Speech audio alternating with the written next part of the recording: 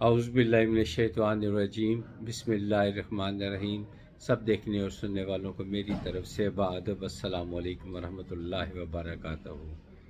آج میں جس موضوع پہ بات کرنا چاہتا ہوں، نارملی میں نے اس موضوع پہ بات کرنے سے بہت گریز کیا، لیکن بالآخر فیصلہ کیا کہ اس پہ بات کر لی جائے۔ میں اپنا جو حصہ ہے وہ ڈال دوں، یعنی کہ غلط فہمی دور کرنے کی کوشش کرنی ہے۔ میں کافی عرصے سے مراد ہے کہ ابھی گرمی کافی تھی، کیونکہ مسجد میں جب امام صاحب خطبہ دے رہے تھے تو اس وقت بجلی گئی تو کافی گرمی ہو گئی تھی۔ بہرحال خطبہ جاری رہا۔ انہوں نے ایک عجیب بات کہہ دی، جس سے میرا خیال ہے کہ آدھی مسجد سے زیادہ بیٹھے ہوئے نمازیوں نے واہ واہ کی۔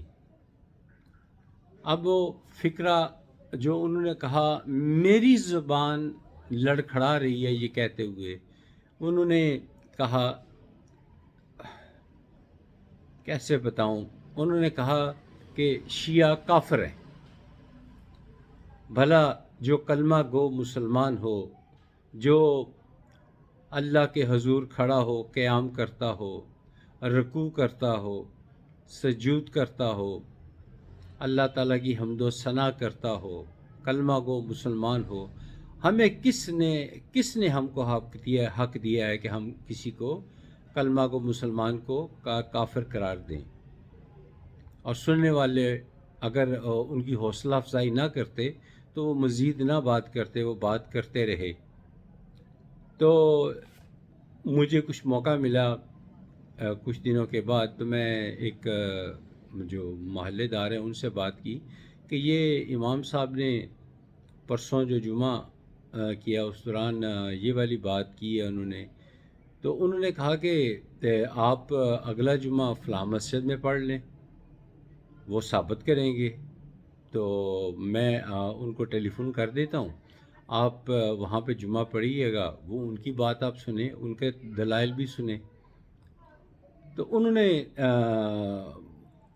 وہ بھی ان کو اطلاع فون کر دیا گیا ہوا تھا، ان کی باتوں سے احساس ہو رہا تھا۔ انہوں نے گفتگو کا آغاز ہی اسی بات سے کیا کہ حضرت عمر فاروق رضی اللہ تعالی عنہ ان کا ذکر کیا، اور انہوں نے کہا کہ حضرت عمر فاروق رضی اللہ تعالی عنہ سے پہلے جو وضو تھا وہ پاؤں سے شروع ہوتا تھا، اور اس کے بعد جو ہے وہ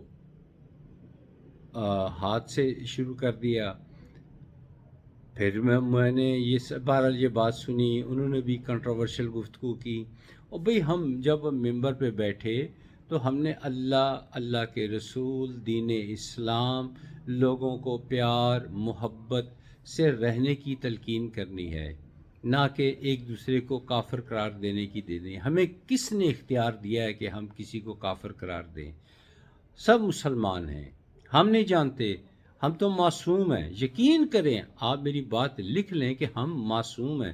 قصوروار وہ ہیں جنہوں نے تاریخ لکھی، تاریخ لکھوائی، اور اپنی مرضی کے مطابق لکھوا کر اپنے آپ کو پارسا بنا لیا۔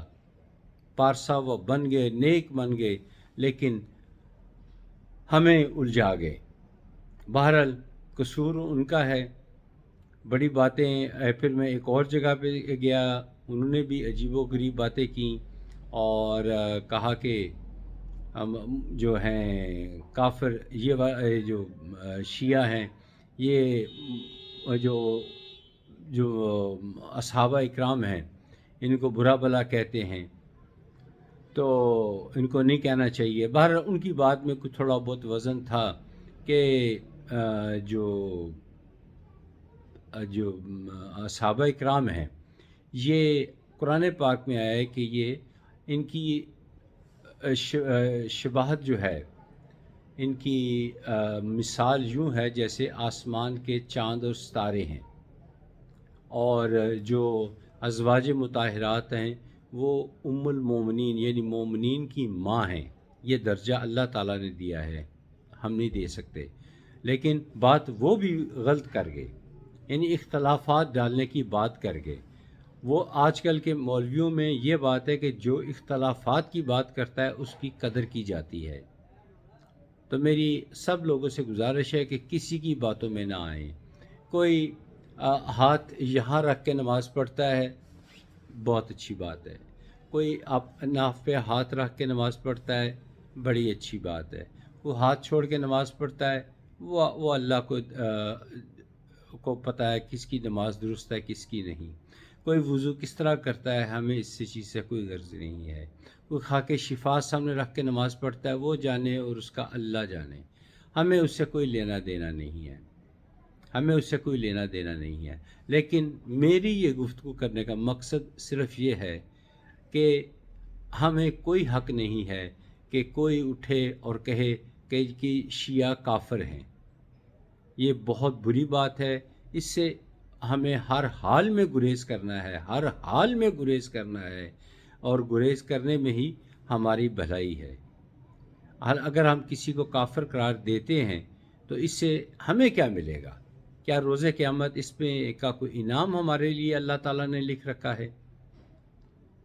کیا اللہ تعالیٰ نے ہمیں اس بات کا حکم دیا ہے، یا کوئی حدیث مبارکہ ہے، کوئی ثبوت تو کوئی عالم لے کر آ سکتا ہے؟ عالم تو خیر ایسی بات کرتے ہی نہیں ہیں. یہ جو مولوی ہیں، بڑی بڑی توندوں والے، اور اتنی زور زور سے گلا پھاڑ پھاڑ کے باتیں کرتے ہیں کہ اپنے جو ہے منہ سے تھوکیں نکلنی شروع ہو جاتی ہیں.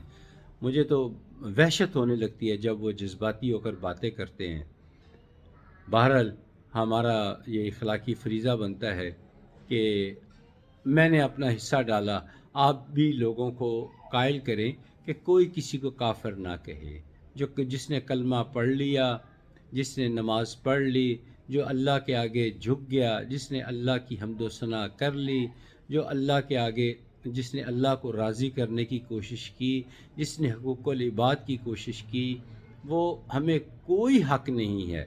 نہ دین میں حق ہے، نہ ہمیں نہ دین میں حق ہے، اور نہ ہی اخلاقی طور پر کوئی حق نہیں ہے کہ ہم کسی کو کافر کہہ سکیں. اگر اسی طرح ہم نے کرنا شروع کر دیا تو شروع ہو چکا ہوا ہے، تو اگر یہ بڑھتا چلا گیا تو مسلمان تو ایک جان نہیں رہ پائیں گے. اور کفار تو یہی چاہتے ہیں، دشمنان اسلام یہی چاہتے ہیں کہ یہ آپس میں لڑتے جھگڑتے رہیں. تو خدا رہا ایک دوسرے کو کافر کہنا چھوڑ دیجئے. اسی میں ہم سب کی بھلائی ہے. امید ہے میری یہ تکلیف دہ ویڈیو آپ کو جھنجھوڑے گی اور آپ دوسروں تک شیئر کریں گے. اپنے اپنے کام کریں، اپنے انداز سے نماز پڑھیں، اپنے انداز سے قرآن پاک پڑھیں، اپنے انداز سے وضو کریں، اپنے انداز سے نماز پڑھیں، اور پھر اللہ سے اچھی توقعات رکھیں. اللہ تعالیٰ خوب عطا کریں گے آپ کو انشاءاللہ تعالیٰ. بہرحال میں نے جو کہنا تھا سو کہہ دیا. امید ہے کہ آپ کو یہ میری باتیں بری نہیں لگی ہوں گی. اگر آپ کو اس پہ کوئی کامنٹس کرنے ہیں تو ضرور کیجئے، لیکن ویڈیو کو شیئر ضرور کیا کریں. زبانی شیئر کر دیں یا ویڈیو شیئر کر دیں، ایک ہی بات ہے. میرا مقصد مجھے بھی لوگ کہتے ہیں کہ جی آپ یہ والا کام کریں، آپ ایک سیٹ بنائیں، آپ کا یہ ہونا چاہیے وہ ہونا چاہیے. میں نہیں پرواہ کرتا. میں دیکھتا ہوں کہ تنہائی ملی ہے، میں کہیں سے آیا ہوں تو آتے ساری میرے ذہن میں یہ جو میں آیا ہوں، یہ میں کسی ٹاپک پہ اسی موضوع پہ ڈسکس کر کے آیا ہوں، اور بڑا دل برداشتہ ہو کر آیا ہوں. بہرحال میری جو درخواست ہے اس پہ غور کریں، اور کبھی کسی کو کافر نہ کہیں. جس نے کلمہ کافر ہیں وہ اور ہیں، لیکن جو مسلمان ہمارے بہن بھائی ہیں ان کو نہ کافر کہیں. آج کی ویڈیو ختم ہوئی. انشاءاللہ بہت جلد آپ سے پھر ملاقات ہوگی. السلام علیکم ورحمۃ اللہ وبرکاتہ.